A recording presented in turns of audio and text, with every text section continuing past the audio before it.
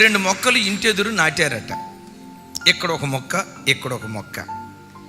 నాటిన మొక్కలు 2 పెరుగుతూ ఉంటే ఒక ఆయన ఏం చేశాడంటే ఒక మొక్క చుట్టూతో ఫెన్సింగ్ వేసాడట. ఫెన్సింగ్ ఇనప సొవ్వలతో రౌండ్ ఫెన్సింగ్ ఉంటుంది కదా, దీని చుట్టూతో రౌండ్ ఫెన్సింగ్ ఇనప సొవ్వలతో ఫెన్సింగ్ వేసాడట. దీన్ని మాత్రం స్వేచ్ఛగా వదిలేశాడట. స్వేచ్ఛగా వదిలేసిన ఈ చిన్న మొక్క చుట్టూతో ఉన్న ఫెన్సింగ్ ఉన్న మొక్కను చూసి ఎగతాళి చేస్తుందట. చూడే ఈ గాలికి ఎంత హాయిగా స్వేచ్ఛావాయువులు పీల్చుకుంటూ ప్రకృతి అందాలను ఆస్వాదిస్తూ ఇటు కావాలంటే ఇటు తిరుగుతున్నా, అటు కావాలంటే అటు తిరుగుతున్నా, ముందుకంటే ముందుకి తాగుబోతుడు తూలినట్లుగా ముందుకి వెనక్కి.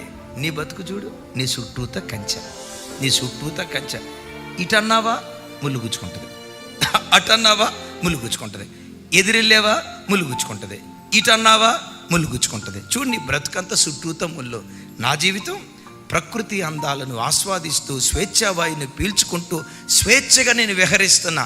నా లైఫ్ చూడు ఎంత బాగుందో అని అందట. ఈ మొక్క అందట, పిచ్చిదానా, నా చుట్టూత ఫెన్సింగ్ ఉంది అనుకుంటున్నావా? ఇది నాకు భద్రత, నాకు కాపుదల, నాకు సంరక్షణ, నా ఎదుగుదలకు ఈ చుట్టూతో ఉన్న ఫెన్సింగే దీనికి కారణం. ఈ చెట్టు అంటదట, చూడు నీ చుట్టూతో ఫెన్సింగ్, ఈ ఫెన్సింగ్ ఉన్న చెట్టు అంటదట, ఇది నా చుట్టూత కట్టడి వేసినట్లుగా ఉందేమో కానీ ఇదే నా కాపుదల, ఇదే నా భద్రత, ఇదే నా క్షేమం అని అంటా ఉండేదట. ఒకరోజు దారి తప్పి మేకలు వచ్చాయి. మేకలు రావటం ఈ ఫెన్సింగ్ ఉన్న చెట్టు దగ్గరికి రాబోయి మూతి అట్లా ముందుగానే లోపు ఉంటుంది కదా ముళ్ళు, గుచ్చి వదిలిపెట్టింది. పగటిపోటే దానికి సొక్కలు కనపడ్డాయి. అమ్మో, దీంతో మన వల్ల కాదని చెప్పి ఇప్పుడు ఎక్కడికి వెళ్ళింది?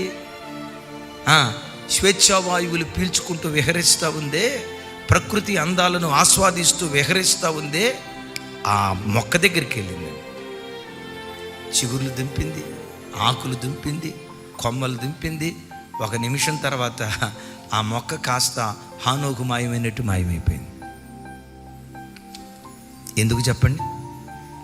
ఎప్పుడు బిడ్డలారా, నీ చుట్టూతో ఒక సంరక్షణ, నీ చుట్టూతో ఒక కాపుదల. ఎప్పుడు నిన్ను కావలి కాసే కావలి వారిని ఎప్పుడు పోగొట్టుకోవద్దు.